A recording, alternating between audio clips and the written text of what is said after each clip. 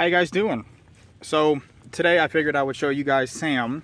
Her name actually is Samara, and she is our anaconda. This is her enclosure. She's got an outside enclosure where she lives, and she literally has been out here for probably a couple years now.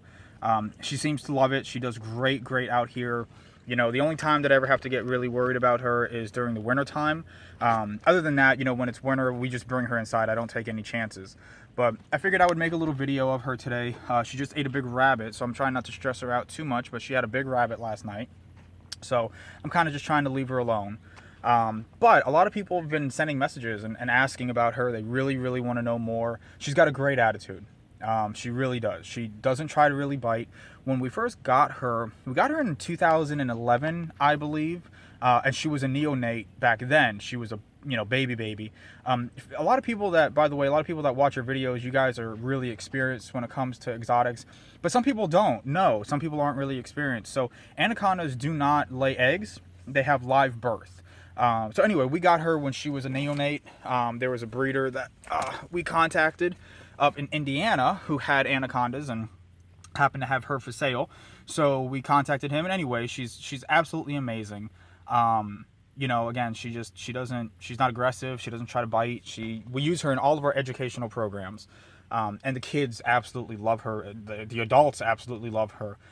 Everyone always jokes because if you look at her spots, okay, she is a hybrid. She's not a pure green. She's not a pure yellow. She is a mix between the two. Now, greens usually have spots kind of like that, where they're, spread apart, and then yellows have more spots like that, where they're kind of like lines on their back. Everyone laughs because they say she's kind of like, let me twist this a little bit. You could see, they say she's kind of like the Mickey Mouse snake, which if you're a guy and you're trying to impress a woman, that doesn't really go over so well. Like, oh yeah, I'm tough. Look at my anaconda. And then they laugh and you're like, oh my God, it looks like Mickey Mouse. And so you have to overcompensate by, eating a steak and spitting or something. Anyway, so we love her. I've gotten a lot of people asking, hey, are you going to breed her or anything? And unfortunately, my answer is no. I have no desire to breed her at all. And the only reason is I just don't think that there's really a market for it, especially here in Florida. There's absolutely not a market for it. And a lot of people that come up to me and ask if I'm going to breed or we're going to breed them, it's a lot of, adults for their kids. A lot of kids want to know, hey, are you going to breed your anaconda? Or, hey, are you going to, get a male anytime soon and put them together? And, the answer is just no. No, I'm not. I just don't think that it's an animal that if you're a kid, you don't need. If you're an adult, then absolutely have as many anacondas as you want. And I've gotten some amazing videos and photos of people and their anacondas who are just stunning. I mean, absolutely stunning.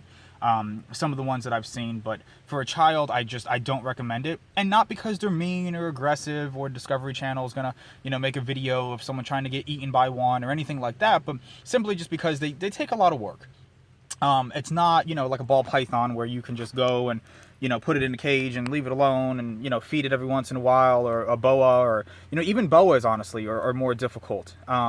These guys, they take a lot of work, and they're bigger snakes, they're not small. So it's not, again, it's not a ball python or a king snake or anything that I feel is a great animal for people to own.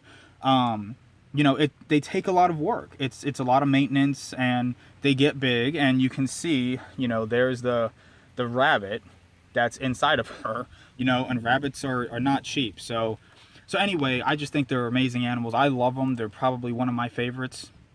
But yeah, if you guys have any other questions or you want to know anything more about them, feel free to message me or, send me a text message or an email or however you guys want to communicate. But like I said, it's one of my favorite animals. I love her to death. And it makes it really easy to talk about wildlife conservation when you've got an animal like this. When you're trying to talk about the importance of the Amazon and the importance of the Llanos and just the ecological role that these animals play, not necessarily just as predatory animals, but also, in the form of being prey. A lot of animals eat young anacondas, and especially even like Sam, right now she's probably about 8 or 9 feet long, and she probably weighs, I don't know, maybe about 30 pounds or so, 35 pounds. So she's not the biggest animal. So if she was in the Amazon or in the Llanos right now, if she was in South America, hands down, she would still be prey for a large variety of animals. It's not until they get really, really big that's when they start becoming almost immune to different types of predators outside of jaguars.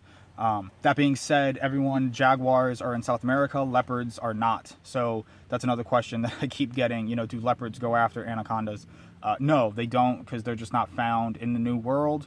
Leopards are found more in the Old World, and jaguars, which are the third biggest cat, those are found in the New World, which are the Americas. So anyway, this is the Anaconda. This is Samara. If you guys have any more questions or anything else that you want to know, feel free to shoot me a message. If you guys, have any other video requests that you want to see, like I said, we did the blue iguanas. We also have olive pythons and black-headed pythons and pine snakes and bull snakes and tortoises and just a whole variety of different animals. So anything else that you guys want to see, let me know. And I'll try to do my best to shoot a video for you guys and, give you guys some information. But other than that, I love the feedback that we've been getting. It's awesome to be able to communicate and educate people and be able to talk to people that are passionate about animals like I am. So anyway, hope you guys have a great day. And, if you have any questions, feel free to message me. All right? Thanks. Bye.